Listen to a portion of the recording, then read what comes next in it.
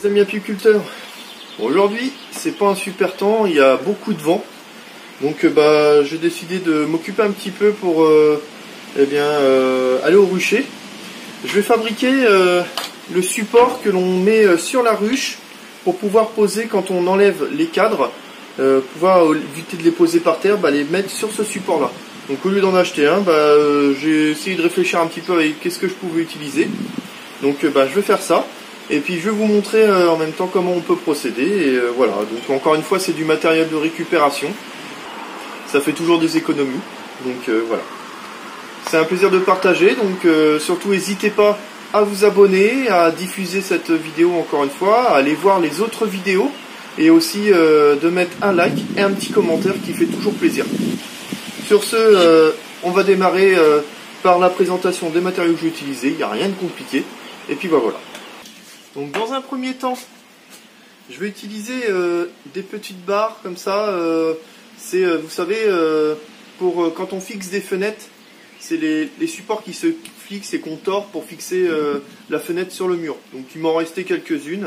Donc je vais les utiliser pour faire la partie U qui va se mettre sur la ruche pour le maintenir. Et puis je vais utiliser une tige en métal que j'ai, bon elle est un peu tordue, je vais la redresser. Une tige en métal, c'est un fer de 6, voilà, donc ça suffit. Il n'y a pas besoin de grand chose. Après, il va falloir un peu de soudure, donc celui qui n'a pas de poste à souder, ça va être un petit peu compliqué. Avec mes petites barres comme ça, je vais, avec une hausse, comme celle-ci, me repérer pour pouvoir faire mon pliage.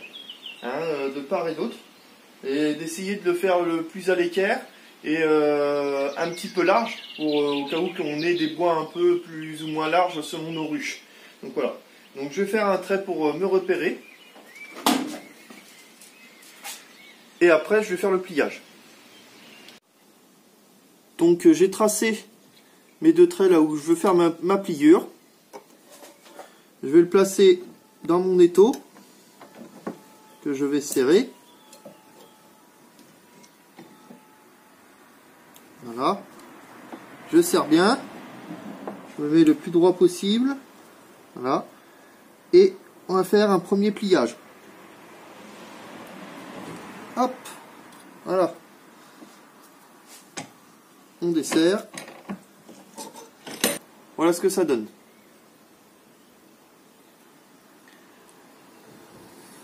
On va faire le deuxième pliage. Donc, on va le mettre sur le trait.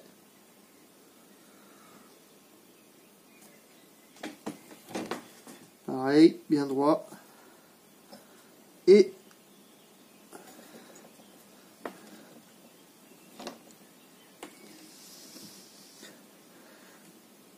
voilà. On peut donner des petits coups de marteau pour aplanir un peu. Ici. Là, ici, les petites serres montées, mais je vais les remettre en place. Et voilà, on fait pareil pour les deux. Et ça sera déjà fait. Donc, voilà ce que ça donne plié. Et ça doit venir... Voilà. Ça doit aller dessus. Voilà. Donc, on fait les deux pareils. Et après, on aura la tige à s'occuper. Donc maintenant, à l'aide d'un cadre et de notre tige en métal, on va venir tracer nos traits. Donc déjà, je vais la recouper bien sûr, mais on va venir tracer des traits au niveau des arêtes. Alors pas trop serré non plus, mais pour pouvoir faire notre pliage et que ça vienne s'appuyer sur les côtés. Voilà. Donc je vais faire ça et je vous montre après. Donc, je ne sais pas si vous voyez bien, j'ai fait un petit ergot ici, avec un pli ici, et les cadres viendront s'appuyer ici, on pourra en mettre plusieurs. Là je vais faire de l'autre côté,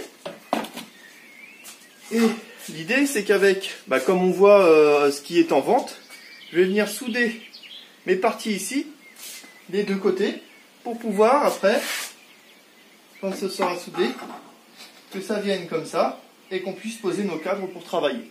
Voilà. Je continue et je vais vous montrer le résultat après. Donc voilà, hein, j'ai tordu ma ferraille. Je vais mettre un coup de papier de verre pour pouvoir déjà que ça soit un peu plus propre et puis que la soudure puisse tenir. Donc je vais assembler tout ça et je vous montre ce que ça donne à la fin.